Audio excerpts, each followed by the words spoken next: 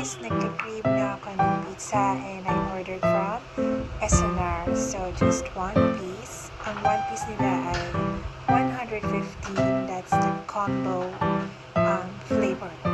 So, sulit na rin siya kasi yung one piece nila is napakalaki. It's like buying, a 10-inch pizza. Right? So, I think yung one box nila is only 600 plus, which is affordable naman.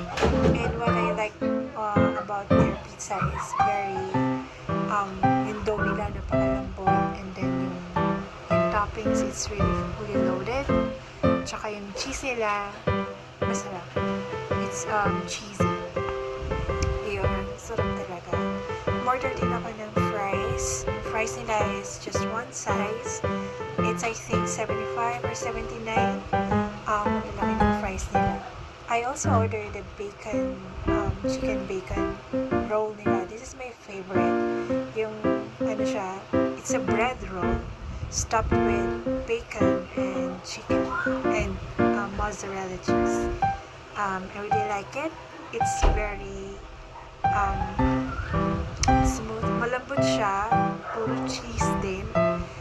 For 149 pesos. Hindi na rin masama kasi malaki siya. So, it's really my favorite. So, lahat na nagastos ko dito is only around 350.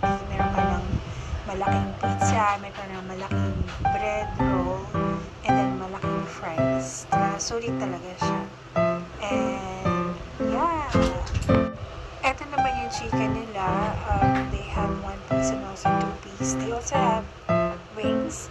Sa chicken nila, okay naman. Yung nabili ko kasi is medyo matigas. Pero maybe over toast lang.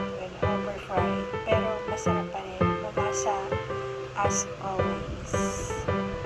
It's really good. Yun lang guys. I really enjoyed SNR. Thank you.